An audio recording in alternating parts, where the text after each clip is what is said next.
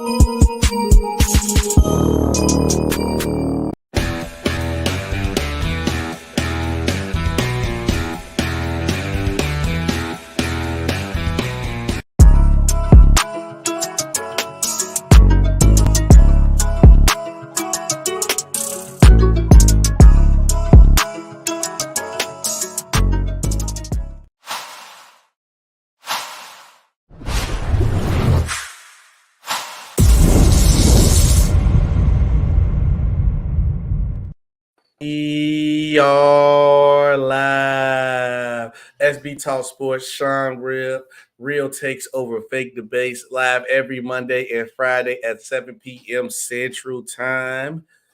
It is it is Friday. I'm off. It's turn up Friday. I gotta get it back right, son. You already know. This is the Mike and Scotty podcast and the Shaq and Kobe, the LeBron and D Wade podcast. I know you like LeBron D Wade because you what he got. But Sean, what's going on your Friday? How you feeling, man? Feeling good, man. Happy Friday to everyone. Ready for the weekend. So yeah, man. How you doing, man? I can't complain. Chilling, man. It's Friday. Turn up day before, or 2 days before St. Patty Day. So St. Patty Day weekend. It's like you kind of feel the vibe around Chicago. They probably finna go ahead down to Lake Green, and then all the kids out here gonna be losing their mind, man, and all the Irish people. So look. Salute to the chat too. We got Nicholas Brown in the chat. Like, share, subscribe, and keep supporting the guys. We get to the next milestone. Here go Tiffany. Yeah. Salute, Tiffany. Look, Tiffany, you just too happy. Y'all get Derrick Henry. Yeah, but yeah, it's tough for me right now. Shoot, my boy Cam, he said, let's get it. Chris said, SB Sean, what's the word? It's a lot of things going on in the world. So obviously, as you see the title, and you're not going to see the Chargers logo for me for a while until after this draft. A lot of things have happened, Sean, but before we get into the show, I want to shout out the sponsors. So the sponsor of the show is Swift Energy. Go to swiftenergy.gg. Use code RTOFD to get 20% off your order every time you order.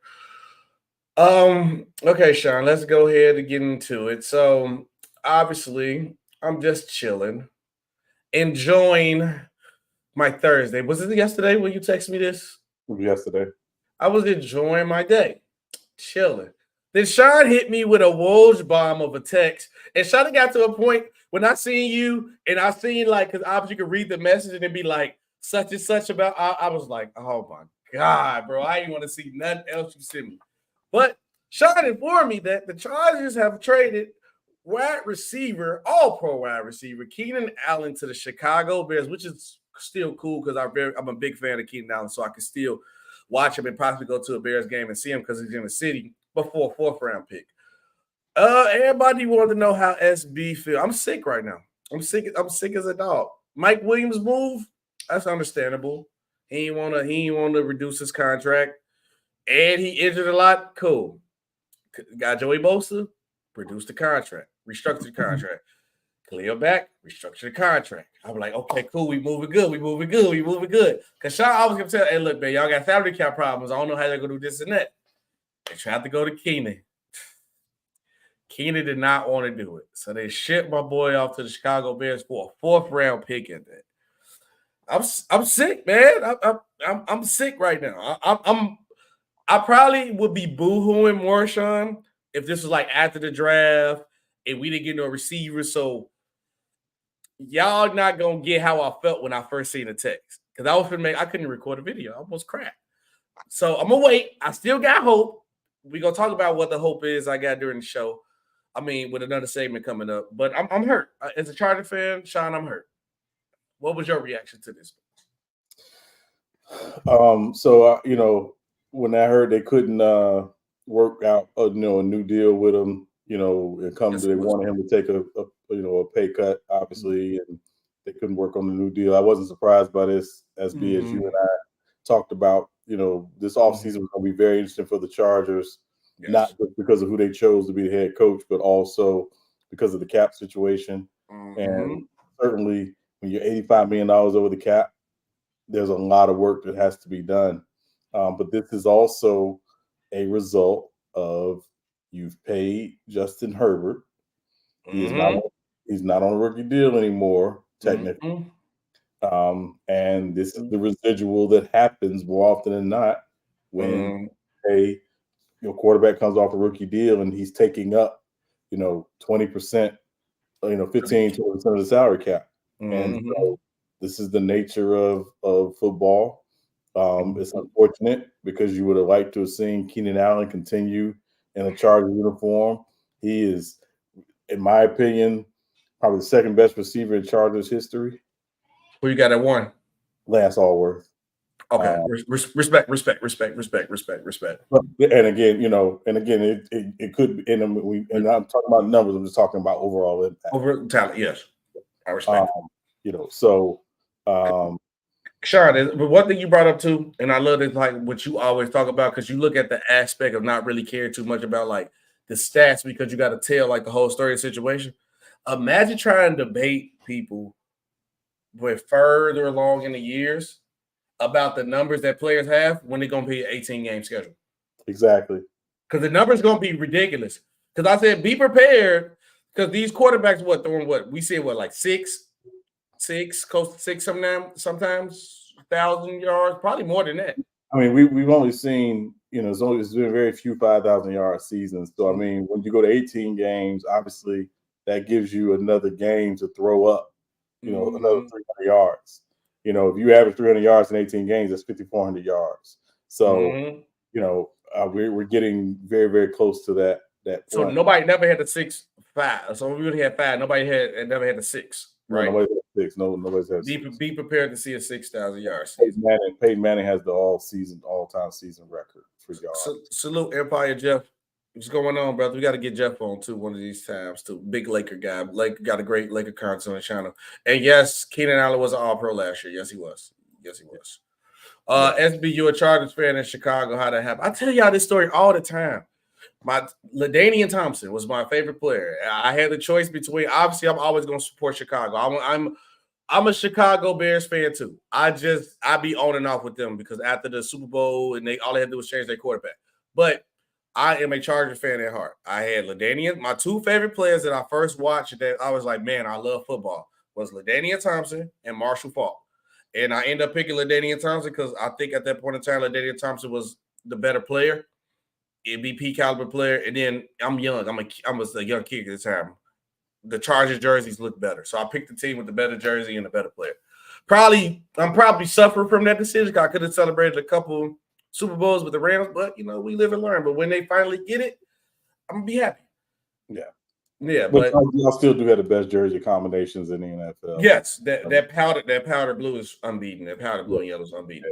But okay, LaDainian, see. So when you say LaDainian Thompson, you can't argue with it. People be like, "Oh, the Chargers trash," and they be like, "Why you like the Chargers?" LaDainian Thompson, oh, I respect it. But also, when you look at this situation, right? Because I'm glad you brought up the good point of Justin Herbert's contract. Because usually when guys win Super Bowls, rookie contract.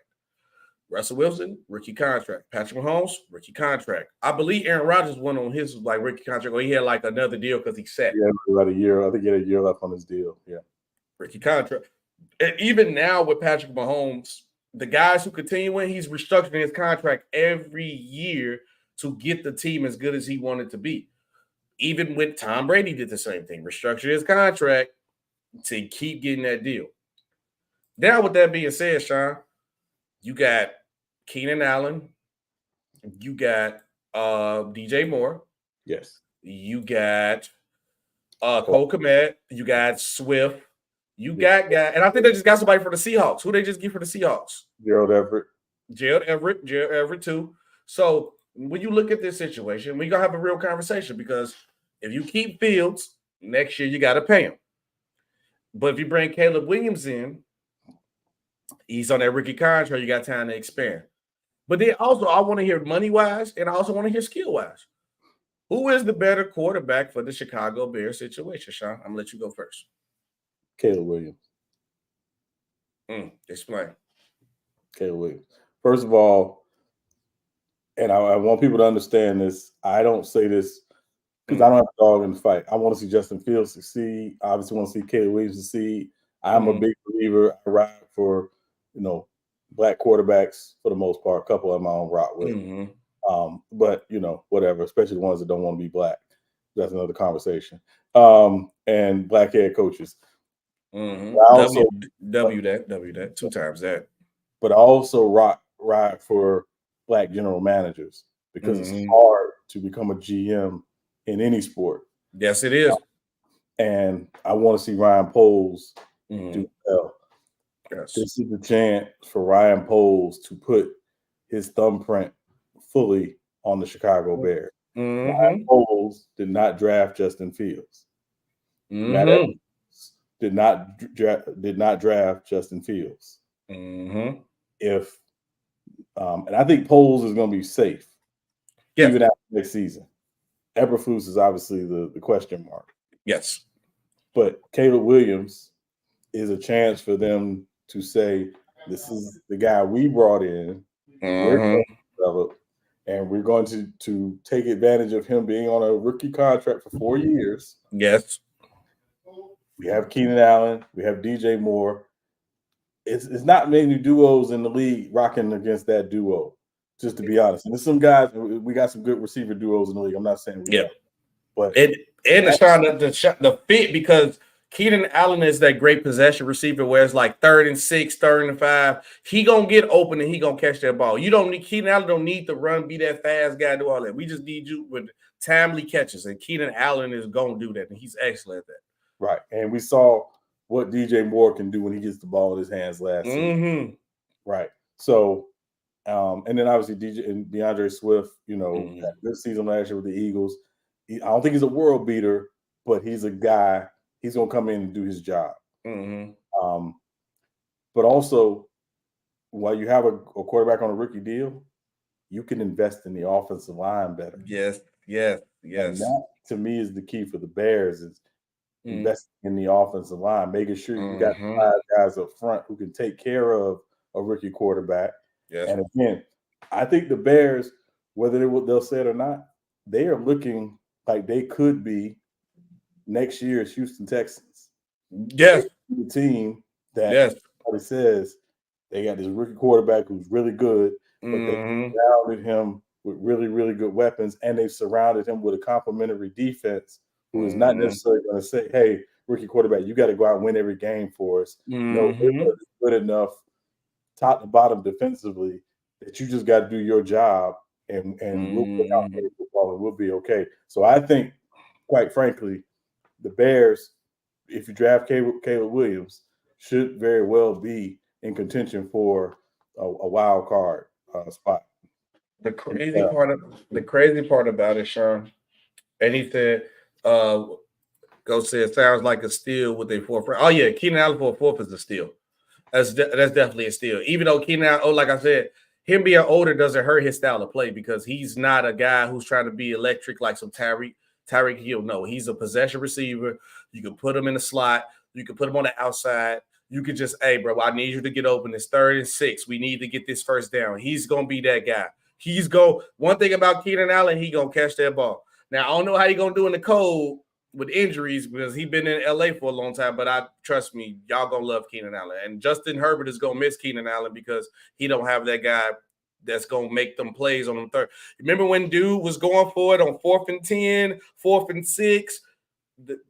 80% of those plays, or even if I'm exaggerating, but 70% of those plays went to Keenan Allen to get the ball, if it wasn't Mike Williams, for sure. Yeah. Sean, the crazy part about this is I'm going to actually agree with you. I've been pushing for the Justin Fields for a minute, but when you actually look at the dynamic of the team, it's a double-edged sword with it because with Justin Fields. Because one, if you look at what the work that Justin Fields put in, he hasn't been better than Mr. Trubisky, and everybody hated Mr. Trubisky. He hasn't been really better than Mac Jones. He hasn't.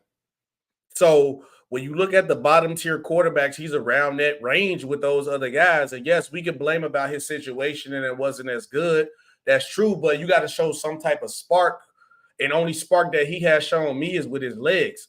With those receivers like DJ Moore and Keenan Allen, you got to get a guy that's going to get them the ball. But then also, if Justin Fields, and I talked about this and I fought for that, like in college, he was a standstill quarterback at Ohio State. He threw the ball more than he ran. But the other problem come into play, if Justin Fields comes out and ball out the way that y'all think he going to ball out, then what's going to look at? You got to pay him, and then the team is not going to be the same after once you pay the guy. And he's going to want his money. And I don't blame him. Young man, get your money. It's going to be his first big contract out of his rookie contract. So I'm going to lean towards. I think Caleb Williams is the better man for the job. I think he's going to be a guy who can make plays outside the pocket, not necessarily with his leg, with his arms. He has the talent and ability to be the next level top tier quarterback. Only thing concerns about Caleb Williams is his size. That's it. The 6'1", he don't look 6'1" to me. They told me he's 6'1", 6'2". He don't look 6'1", 6'2" to me, but I'm going to have to keep looking more and more into it. But then also, like you said, his rookie contract where you can build the lineup. You can add another receiver. You can add more to the defense. So to me, the better man for the job, I've been trying to fight it for the longest I could. I've been trying to argue like, oh, look, this move for Fields, this move. It's Caleb Williams. And then also the main point that you also said, and people need to understand this is not Ryan Pohl's guy. He did not draft him. So anything that Justin Fields do, he not really going to get credit for. So if Justin Fields just become this great, substantial guy, that's going to be like, well, the other guys technically draft him. So no, I'm gonna go Caleb. I'm going Caleb 100%. And let me say this just real quick about Caleb Williams. Caleb Williams is not a perfect prospect. No. Right? He's got things he has to work on too, right? But that said, with his talent plus his upside, I would have a hard time not taking him. Yeah. Honestly. And again, I'm sure teams have called the Bears about that because they want Caleb Williams. Yeah, you got to give him a haul. You got to give me a haul, though. And so, yeah, you would literally have to give me your next 4 drafts for me to come off one. Okay. To get what if I give you? Tell me if you accept this trade. I give you a first of this year, a first of next year, a second of this year, 2 fourths, one of each year. Well, so you know about the point value system with the draft.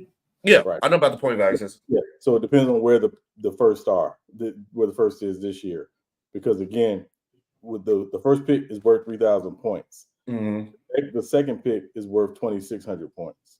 The third pick is worth 2,200. The fourth pick is worth 1,800. So the further back I drop, I got to get a lot more. So like for example, when they were the Redskins. When the Commanders moved up from 6 to 2 in 2012 to get Robert Griffin III, they gave up 2 first-round picks to do that to the Rams. Right. So that's the type of haul I'm talking about. And I'm talking about it's got to be that. Yeah, it got to be deal. And again, is there a team out there that will do it? Maybe. We don't know. We just saw Minnesota pick up an additional first-round pick. So they have 12 and 23. They could be looking to move up. Package those picks to move up. And that could be possible. And it could be possible. Now, can they get up to 1? Highly, highly doubtful. Well, Commanders give you the second pick, the second round pick, and the first for next year. Would you do it?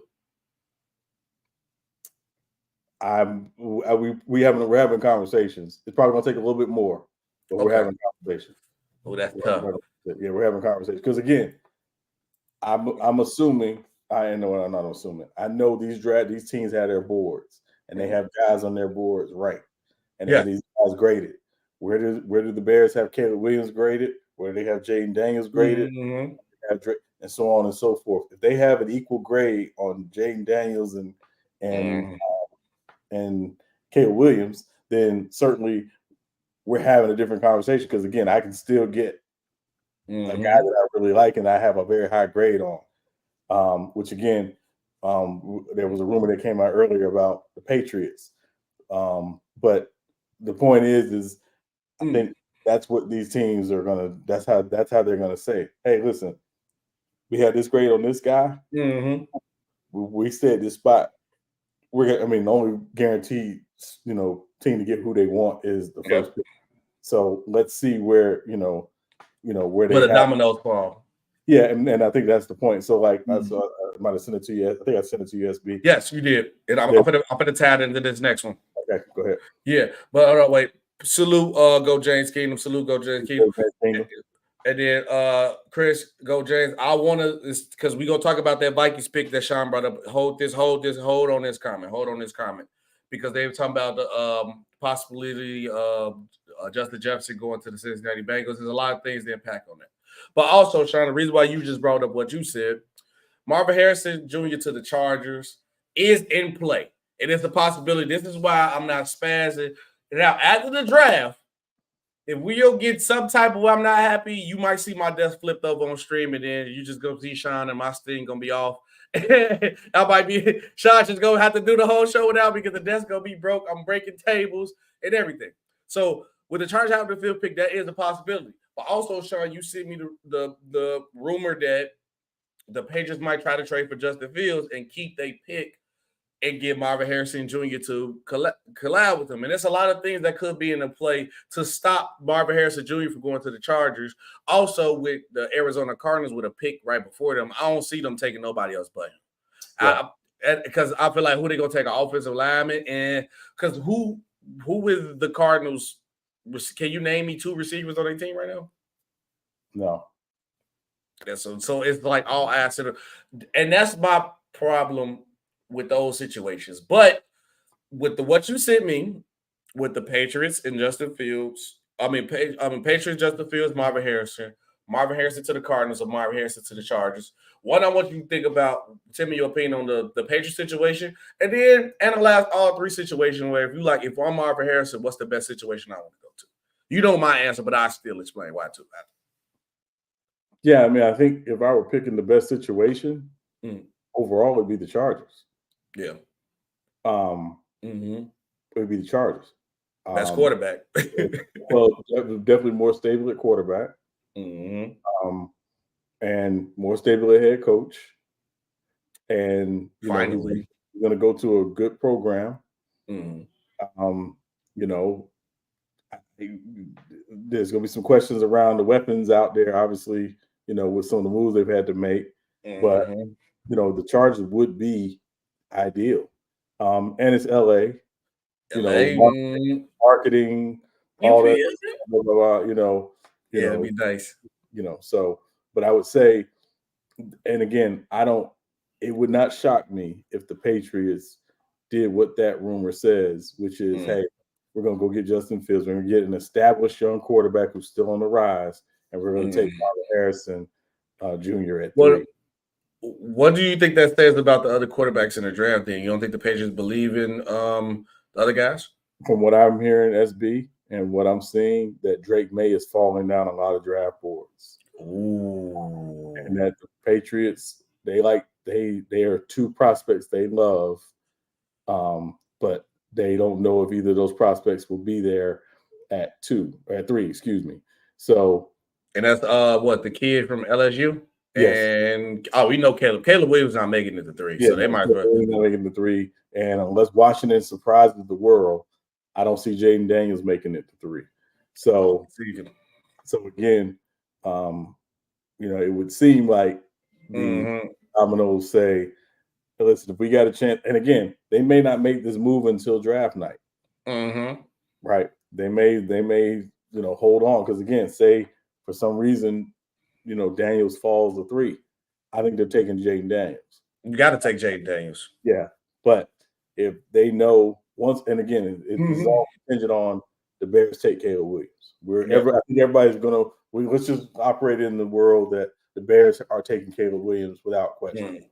And do you think Drake may fall because he didn't want to throw the ball? I don't know why he didn't throw the ball. Like he was a lock. I think he should have went out there and did it. He needs to improve this draft stuff.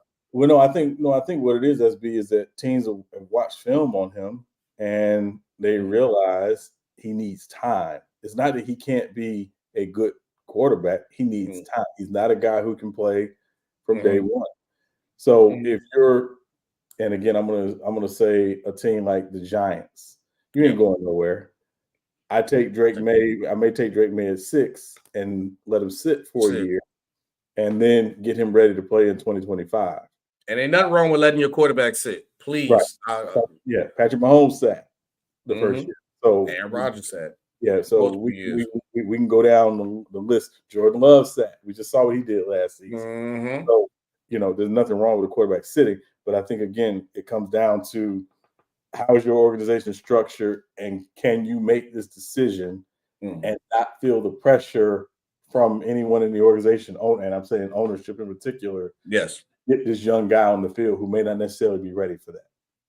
And it could go different ways too. And I was like, MC Rob, are you an Arizona fan? You say I don't want to see. He's an Ohio State fan. I respect that. Respect that. I would. Hey, Marvin Harrison go get that ball if he goes to the Chargers, but the Giants want JJ, who is not a first round quarterback. Which I wouldn't blame him. Get him a quarterback to sit. Only time I feel that I will argue that a quarterback should not sit and start instantly if you was the number one pick. Anything after 1 through 3, I'll say 1. If you got picked top 3, it's no reason you should be sitting. You should go to your team and start. And obviously, if you pick it at that point of the draft, you clearly don't have a quarterback. It's rare for a team to pick that high and don't have a quarterback. But also, Sharm, on to the next part of the story. Where's the comment at? Go James to the point. You said reports are that Barrow and Chase and Jefferson reunion in Cincinnati, but Chase and Jefferson are up for deals. So it's some restructuring of deals going on for that to happen because they both go on about $30 million. It's two things holding that apart because of one, you see players have been gone. They just let Joe Mixon go. They finna get rid of T. Higgins. So it's gonna open up space for that. But once you do sign these two players, you're not going to be able to do nothing else. The line's still going to be a problem. So if you ain't protecting Joe Shiesty, you're going to get hurt. And also, Sean, even though this happened right here, the Vikings striker traded the Texans to acquire the first-round pick, the 23rd pick in this year, first-round draft. They traded 2 second-rounders. Yeah, basically. Basically, they trade 2 second-rounders. What is in it? What is in it for the Vikings to trade Justin Jefferson? I don't see the Vikings trade Justin Jefferson, and I see reports saying that they don't want to trade Justin Jefferson. Why would they do that? I mean, the GM has basically come out and said we are not trading Justin Jefferson. That'll be dumb.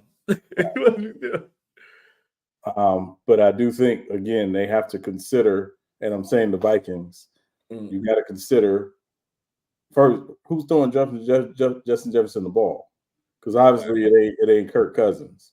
And he said he wanted them to keep Kirk Cousins, and they didn't do what he requested. Right now, the reason why they didn't keep Kirk Cousins was because they were not willing to guarantee Kirk Cousins the money that Kirk Cousins' agent always seems to get him guaranteed for some reason. I need his agent, dog. I need his agent.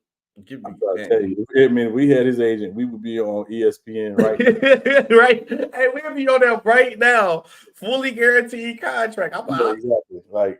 We'll be getting Stephen A. money a piece. So I think that it really comes down to, and again, not so much short term, because I think short term they're going to go with Sam Darnold for whatever reason. Well, I shouldn't say for whatever reason. I know why they're going with Sam Darnold, but they're going with Sam Darnold in the short term. But they got to be able to sell Justin Jefferson long term. Who are we targeting? Who is going to be your quarterback? I was of the opinion they should have been in the Trey Lance trade market. Yeah, that'd have been nice. Yeah, it'd have been nice for them. They should have been calling Dallas about Trey Lance. Trey Lance is not going to play in Dallas. No. Bring him home. He's from that area. Get him home. Get him in your system. And let him play. And let him play. Because I just think it would have made much sense. And again, still a young guy, around the same age as Justin Jefferson. Get him in there and let him work. It's a Vikings are a great scenario for a rookie QB to. I mean, yeah, if you come in and got Justin Jefferson, yeah, that's a good. Ed Addison, great tight end, Hockenson, and Aaron Jones, which is still crazy for me with the Packers. Just let money-wise understand, but that was just like Aaron Jones had a great year, but he said free Trey Lance. It's a great possibility. If I'm a rookie quarterback, there's a lot of places where I would want to go. Minnesota is one of them. But also, the last thing I want to say before we go on to the next thing, it is the quarterback that is available. Is Justin Fields worth the 23rd pick? No. Okay. And if you the Bears, would you trade Justin Fields in your division? I'd trade Justin Fields to the team that's giving me the best offer. Okay. So you don't care about seeing him twice a year? Can't worry about that. I ain't mad at that. Salute Lakers and fine. Salute. Next story. The list. Another great player has retired. Aaron Donald retires. And the question has eluded. Is he the best defensive player in NFL history? Sean, before you go, this is one thing I want to say. Los Angeles Rams, MFers, I'm not going to curse, are so bogus and wrong, right? Aaron Donald won. He wanted to leave. He said, I'm done. You know what I'm saying? I finally got the Super Bowl that I've been fighting for. He really wanted to retire because of body aches and all that, right? Whatever, cool. You know what I'm saying? He played a illustrious career. He wanted to retire. Y'all begged Aaron Donald to come back, and y'all didn't even go all out with a championship caliber team for him again. They did. I think Von Miller was gone like right after that. They lost a couple players. Their salary cap was bad. They had to change the whole roster around. If you beg me to come back, at least tell me y'all gonna go all out the next year. So, and then Aaron Donald would play it's been like 2 years since they won, 2-3 years since they won. Yeah, 2. 2 years. So he just played 2 more extra years for really nothing, just coast these last 2 years, add a little extra numbers to his all-out stat year. So that's the only thing. But I have to agree to the topic of the question. No, Sean, he is not the greatest defensive player ever. No way, but he's top 5, 7 in my opinion. Khalil says, Sluber, what you think about the Browns getting Judy? I say, it ain't too much of nothing. But the Aaron Donald situation, no, not the greatest one for me. Not long as Lawrence Taylor still exists. His career still exists, right? Lawrence Taylor, LT career still exists, right, Sean? Yeah, Reggie White career still Reggie White still exists, right? Does Darrelle Revis career still exist? Does Deion Sanders defensive career still exist? Ed Reed Ray Lewis. Ronnie Lott. He top 10 maybe, but definitely not top 5. So here's the thing. So, again, for me, it's about position as opposed to all-time defense, because obviously what you ask your defensive tackle to do, you're not asking your safety to do necessarily. Yes. I was, when he made the announcement earlier, obviously 10 years, and I've heard guys talk about it, particularly when you play in the trenches like that, as you get older, how much harder it is to get out of bed after games the next day, because you're so stiff, you're so sore, you can barely move. Gerald McCoy has talked about that, extensively. So, for 10 years, he was the best. And, and I'll tell you this, there's a play he made in college when I first was like, whoa. So, the read option, right? Yes. So he takes out the running back and the quarterback. That's ridiculous. By himself. That's ridiculous, dog. This is sick. And then people was doubting him in college. Somebody he was too small and everything like that. Which was because he's only about 275.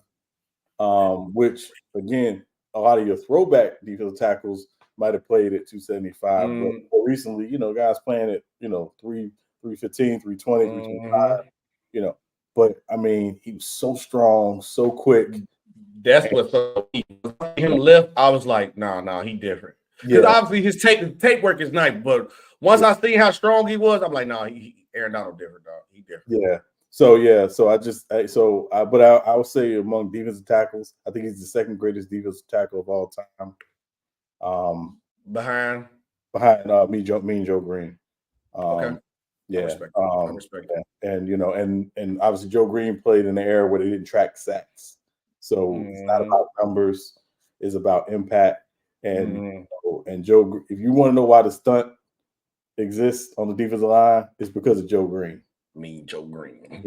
So yeah, but that said, and I've heard Sapp say it, I've heard other guys say it who are all-time greats at the defensive tackle, that Aaron Donald is right there. No, Aaron Donald is the deal. He said somebody asked Sean, is AD better than Deacon Jones?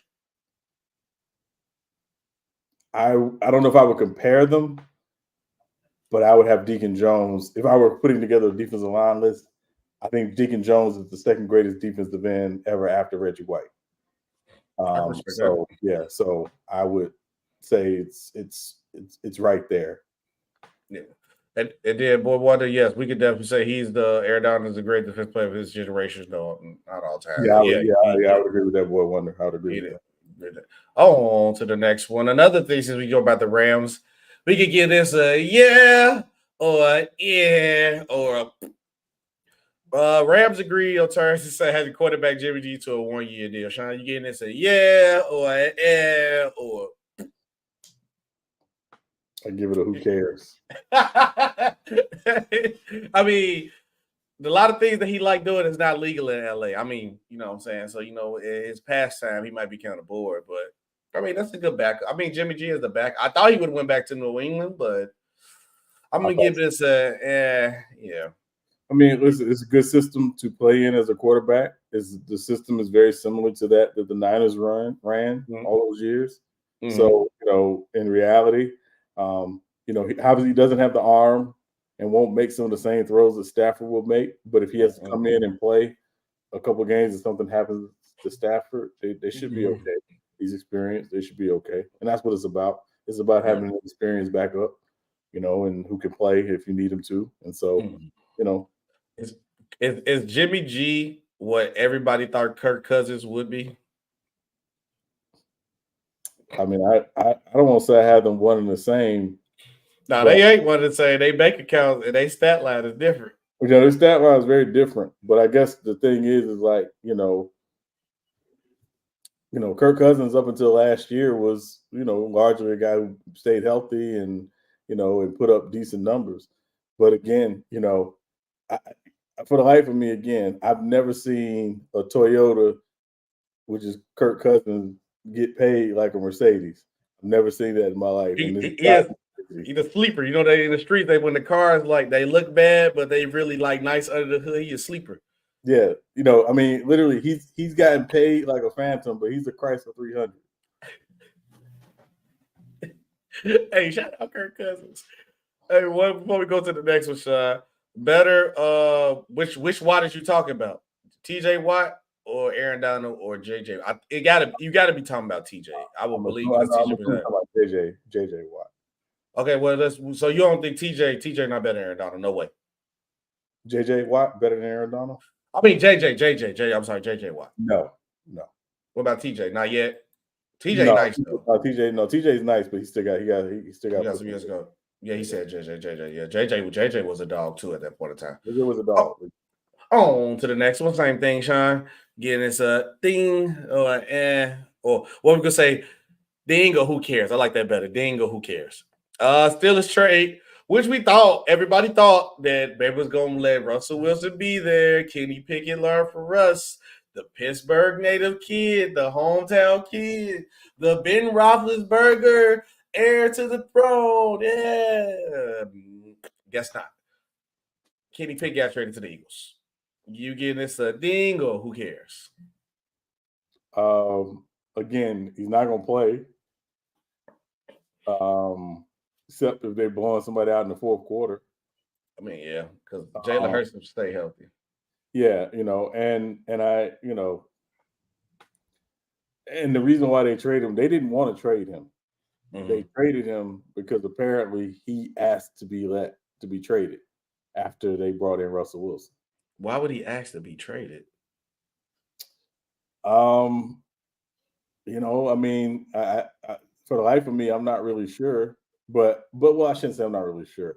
I think he should have read the landscape. The landscape is there's no starting job out there for you right now outside of Pittsburgh. You come in, you compete. You know, you got a chance. You still have a chance. They weren't giving Russell the job. They're only paying Russell $1 million this year, and just for this season.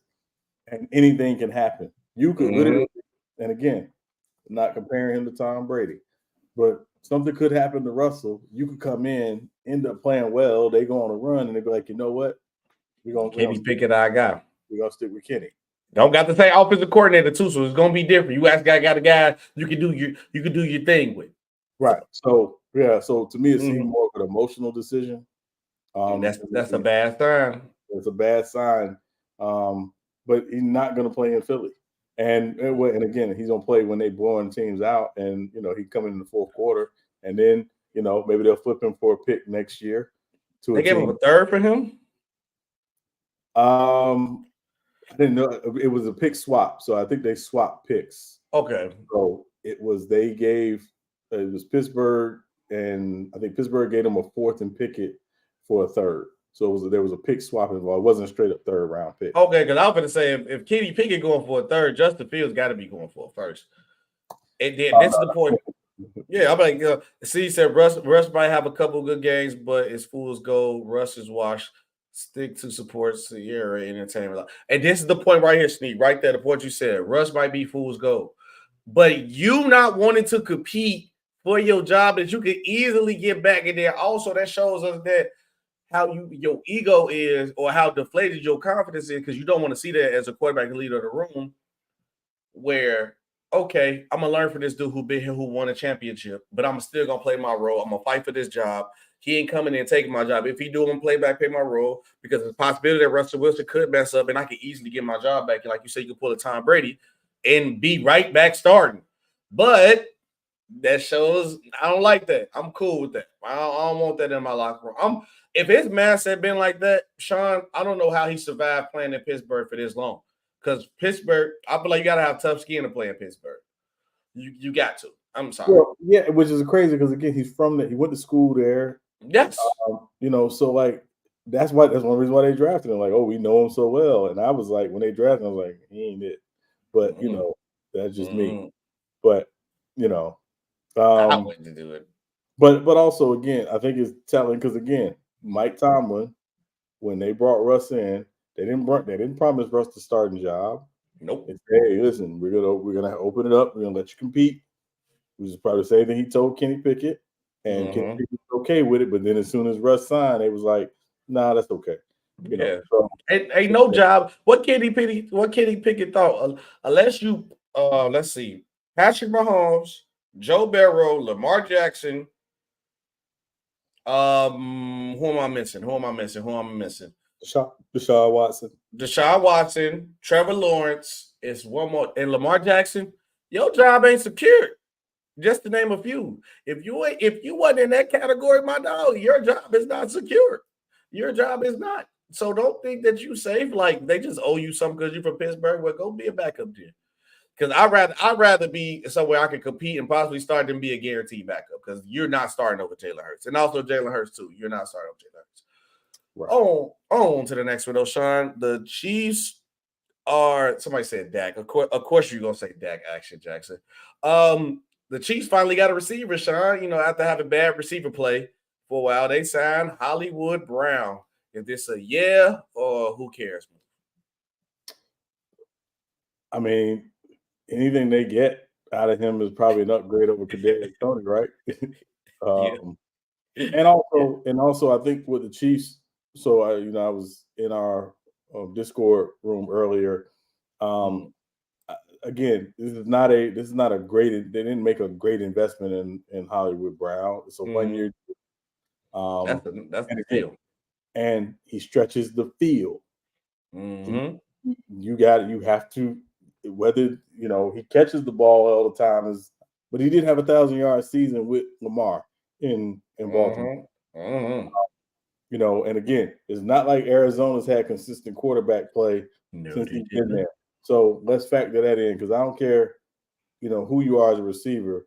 If the guy throwing you the ball isn't getting you the ball, don't really matter. So what can you do? obviously, you're going to Patrick Mahomes. You're going to a system that's very friendly to receivers. They're going to ask you to make some plays, but in my mind, their number one guy at receivers right is Rashid Rice. That's their number Yes, one guy going into yes, the yes. so as long as he's continuing to develop and grow, and Sky Moore is still continuing to develop, and I presume McCole Hardman will be back obviously as well. Yes. They're more than likely they'll be getting probably a big body receiver in the draft at some point. In the draft at some point, it's going to be by committee. That's what they have shown the last couple of years. They do it by committee. They're not asking him to come in and be this dominant, Tyreek Hill type. They just want him to do what he does well, and obviously make a few plays for him, which he can do. Yeah. Bad saying that Hollywood Brown is their number 2. I want to argue number 2. Hollywood trash. You just hating. You hating. He supposed to go to the Cowboys. You hate. Brown should be decent. Fact, sure. Yeah. Now, look, this is the point. Like Sean said, any addition for Patrick Mahomes is a plus. And let's use McCole Hardman, for example. McCole Hardman went to the Jets. Didn't look the same. Didn't look good. Go right back to the Chiefs and start back putting in work. Look like somewhat to the same. I ain't saying like McCole Hardman wasn't this all-world receiver, but he went right to the Chiefs and started putting right back in work. When you got a guy who Patrick Mahomes, who's going to get you the ball, and you got a guy in Andy Reid who only looks at what you do well, and we're going to put you in position to do what you do well, you're going to do that. I mean, he ain't dropping more than Kadarius Toney did. So anything that's good, and then like Sean brought up, he's on a 1-year deal. That's a steal. So if he don't play bad, you could just release him and don't lose nothing in the situation. So I'm gonna give this a movement, because anything, like you said, anything is better than Kadarius Toney. Oh, to the next. I'm glad Axel Jackson here, because this is probably gonna hurt his feelings. Derrick Henry signs a 2-year deal with the Baltimore Ravens. He had a nice purple suit on, Sean. I'm gonna go first on them, because you can't say no. Who cares? This is a yeah. This is a yeah. One of the Ravens was one of the best rushing teams in the league. They're gonna be even better. I will hope that, I don't know who their back is, but I presume Keith Mitchell. Because I feel like with Derrick Henry, he's gonna be on really like the ground and pound, nose diving guy, and then a backup guy gonna probably be that speedy guy who can catch and opt for that. Which he can. So that fits the bill. So now you got a guy who can ground and pound. And then I ain't gonna even lie, even running the option with Derrick Henry and Lamar Jackson, that sounds like even ridiculous. But I'm gonna get this move 100%. Yeah. Now I still think I would like to see the Baltimore Ravens get another receiver or give Lamar Jackson a nice weapon on the outside. But besides that, I'm gonna give it a yeah though. Yeah, I mean, listen, I thought it was a great move. And I think at the end of the day,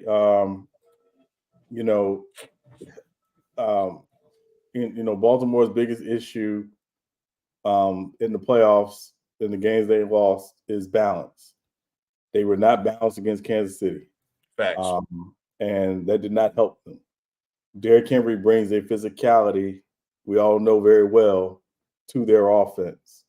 But he's got to do it like Derrick Henry does it. So again, will they be in pistol a lot more? I think they have to be. Will Lamar be under center more?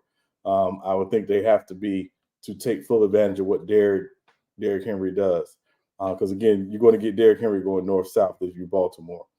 But I think the big key, to this signing is it says, listen, we understand we had a really good year last year, but if we lacked in an area offensively, we lacked with the consistent physicality in the run game, even with Gus Edwards. So it was a good signing for them. And certainly, hopefully he's got some tread left on the tires, the way he works out, the way he takes care of himself. He does. And again, I don't think they're not asking him to come in and be 2,000-yard Derrick Henry. They're just asking him to come in and to provide a physicality to their offense that they did not always have last year in games they needed it. And I think like for a 2-year span, you could get some. All he got to be He could just be 70% of that. They'll be perfectly fine. They just need 7% of what that Derrick Henry was, and that'll be great. But Action Jackson, this is why I say it's gonna hurt your feelings because Derrick Henry has a house in Dallas, bought a new house in Dallas, wanted to be in Dallas. And he revealed that the Dallas Cowboys didn't even reach out to him because it been highly like noted in favor that he wanted to go to Dallas. Now he ended up in Baltimore, and we figured out why. The Cowboys didn't even call Derrick Henry. Sean, what is your imagine? I think they only running back right now is like with Deuce Vaughn, Deuce. Besides that, I can tell you who else on that running back core. Right. But are you shocked that the Cowboys didn't call Derrick Henry at all? I mean, the Cowboys limited financially what they could do. So I think that's part of the reason why they didn't call Derrick Henry. They just limited financially. And again, until their thing was going to be take care of their own guys first.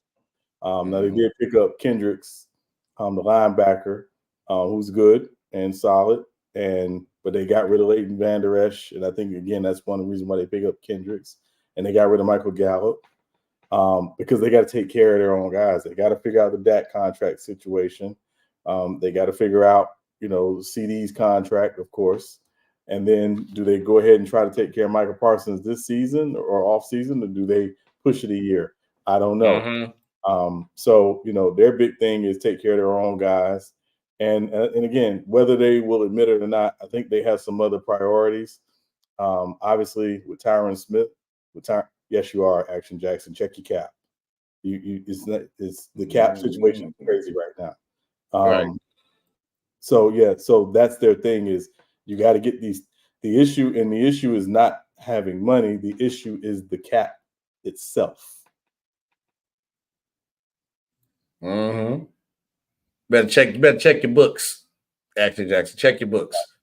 You're not operating with a lot of flexibility, and by a certain time you have to be right at or under the salary cap.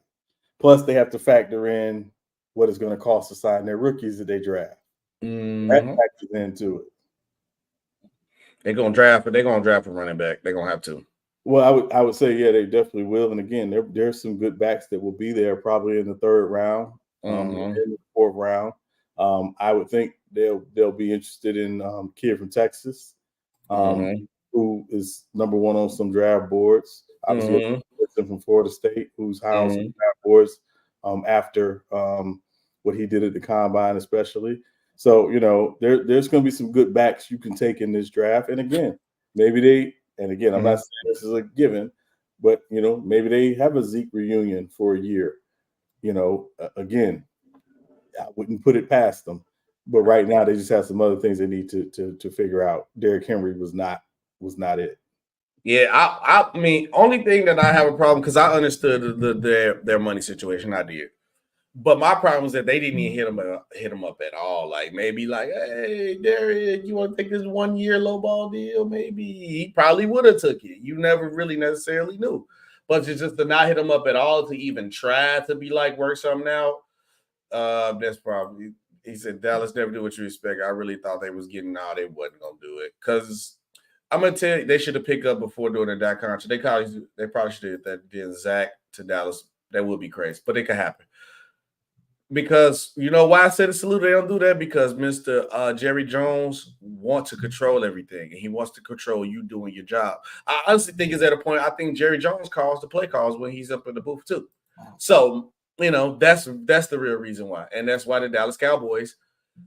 I'm not gonna wish nothing on nobody, but until he retires from his job and let the people who he pays to do their job, the Cowboys will never do it. But, Sean, I want to switch off. We got two more stories and we get up out of here. I got to switch over to basketball because when I seen this, I've been felt this way because at this point in time, I felt that this player that we finna talk about was the best player in the league during his championship run. I know everybody might say LeBron, but I think it was Kevin Durant. But when Isaiah Thomas on the Draymond Green show, the Draymond Green podcast, he told Draymond Green to his face virtually that Kevin Durant saved the Warriors' legacy. You have a different spin on it, but I do agree because the reason why I agree, because of the Warriors had the biggest meltdown in history, and I figured that the Cavaliers actually figured them out as a team. Because yes, we could argue that they was gonna get rid of Harrison Barnes, and I don't know who they could have replaced with him with at that point in time at the 3 position. But I'm looking at that team and how they were set up. Kevin Durant definitely say their legacy because we looked at that team different. So even if the Warriors did what they did, so maybe like 2, and Steph probably won one later like he did now, it's still a different big meltdown from when they came back. So I'm gonna have to agree that Kevin Durant actually say their legacy. And again, I think the problem is you're saying he's saying that, but again, you don't know how the next season would have played because if all reports are true, Kyrie wanted out after 2016. So if Kyrie's not fully engaged, the Cavaliers ain't winning nothing in 2017.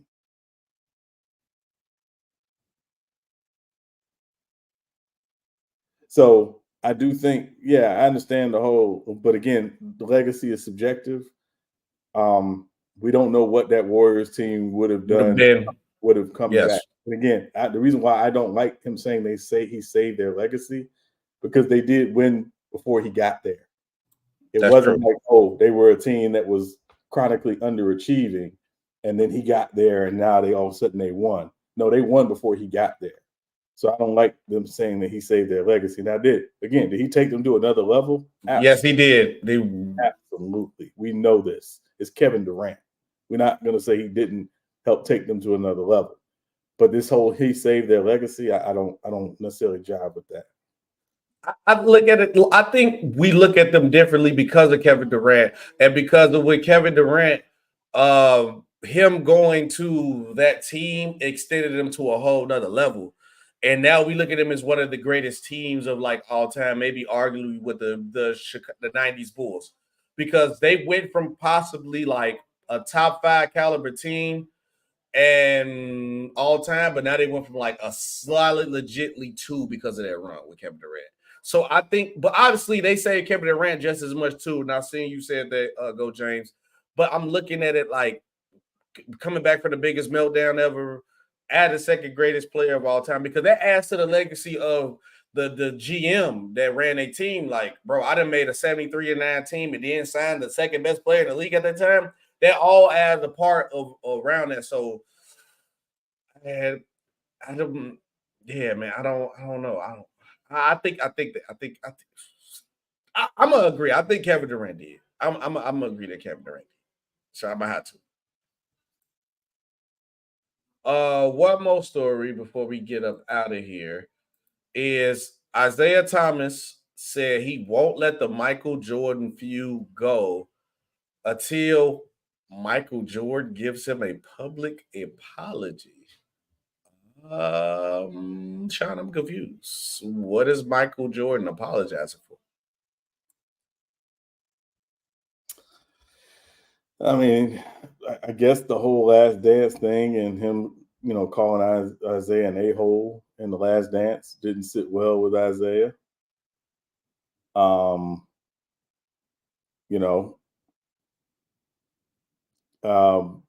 But again, I and as you and I talked about this before the show, I think Isaiah, from an NBA perspective, has probably the most complicated legacy of any individual all-time great. Because while he felt, and maybe he should have, been in the same conversation with Magic, Larry, and Michael, and there are people who, and I know Bill Simmons likes to say that in his book, he says the best era of NBA basketball was 84 to 93. That's another conversation. But Isaiah is a big part of that era, but he's the person in that era that gets his name mentioned with Magic, Michael, and Bird in that era. Some of that's his own fault, to be clear. And if I ever had a conversation with him, I would tell him some of that's your fault. It is. He don't want to accept it. Like this right here that Lou brought up, getting blocked from the Dream Team. Right. That's your fault. That's your chemistry. fault. We ain't got to go in detail. We talked before the show. We ain't got to go exclusively in detail, but let's say minus 100 points to the team chemistry if Isaiah Thomas was on that team. Right. So that's one thing. But also, again, you could expect an apology from Jordan all day. You ain't never getting it. You ain't getting no apology from Mike. And again, you definitely not getting it publicly. Because Michael Jordan don't apologize. He ain't gonna apologize either. For nothing. He ain't gonna apologize. He apologized to Steve Kerr when he punched him in the face over the phone. He did it to himself too with Zeke, right? Because he want Mike. What you want Mike to apologize for taking over Chicago because you felt like this was your hometown. You was on the rival team that was in our way for winning. And Jordan gave us 6 rings. You gave us 0 rings. Oh, you mad about Michael Jordan because of the Dream Team. You were into it, and Lou asking this question, how was his fault? Just know the 3 leaders of the team, Magic, Bird, and Jordan, all had a problem with Isaiah at that point in time. Yeah. Lou, I'll tell you about it in Discord. I promise you. He'll tell you in the Discord. We'll say that for another different stream. Yeah. We might want to have Isaiah Thomas on. We want to get banned, and we have to owe him an apology too later on. So then that's why I'm like, okay, so what else? What's the next thing? Oh, Jordan called you an a-hole in the movie. Isaiah Thomas, your history. And sometimes you from Chicago, brother, the west side of Chicago. A lot of us are a-holes out here. But he don't owe you an apology for telling you the truth. Look at your history. Or just say the one time when Jordan finally got over the hump of beating y'all, instead of shaking y'all hand, shaking his hand and say, good job, young, you finally got over the hump. Good luck in the finals. You walked off the court. And then you blame Bill Laimbeer to take the blame for you, which what the dirty work guy supposed to do, protect his point guard. But we know who orchestrated that. The Pistons don't move unless Isaiah Thomas say so. So you asking for apology for a lot of things that you actually did to yourself. So Zeke, I respect you with Chicago, great legend, one of the greatest point guards of all time, but you made your legacy complicated. And sometimes politics do come into play. It ain't just about what you do on the court. Ask Dwight Howard. He's not ranked top 75 because of politics. And politics plays a part in the game. It is what it is. It's a dirty game. How you look at it is cool. Shannon Sharp took a while for him to get in the Hall of Fame when Shannon Sharp probably should have been in the Hall of Fame at a point in time. It just comes with it. You can look at tit for tat for a lot of things of history of what it goes, and politics plays a part in it, So it is what it is, Zeke, man. Episode 60, Sean, I was looking, I couldn't find nobody, but you said you had one, and who is it? It's a throwback, way throwback. Gotta be a throwback. Yeah, Philadelphia Eagles, Chuck Bignard. If you don't know about Chuck Bignard played both sides of the football full time. He was a center and he was a linebacker for the Eagles, and played both sides, played the whole game. Mm-hmm. So throwback, one of the toughest dudes to ever play. If you ever, and again, it's grainy film, but go and watch this dude. Nasty stuff. He was a two-way guy. So Chuck Bignard, number 60. Okay, Chuck Bignard. I'm gonna have to disagree because I was looking for one, didn't find one that I liked. So I was just like, I ain't gonna even just pick a player. I didn't have one for 60. 61, I'm gonna get one for 61. 62 for sure. I already got one. But Appreciate you guys watching. It has been another great episode of Friday Real Takes Over Faith Debates. We got into a lot of things. We got into draft night to see if you gonna really see me rage. I have Woosad. I hope that Marvin Harrison Jr. in charge. I see it in the Powder Blue happening. But man, see you guys on Monday. We're gonna have another action-packed show for you guys. And I know I took like the last couple of weeks off. Last week off when it comes to the wrestler show on the weekend. Sorry, I was backed up on the editing. I still gotta do a lot of editing from this stream and last stream. A lot of videos are going crazy. So we possibly might do the Heel Heat Sunday. Let's go for Sunday. Appreciate you guys. On to the next one, man. All right, Sharon, we are out of here.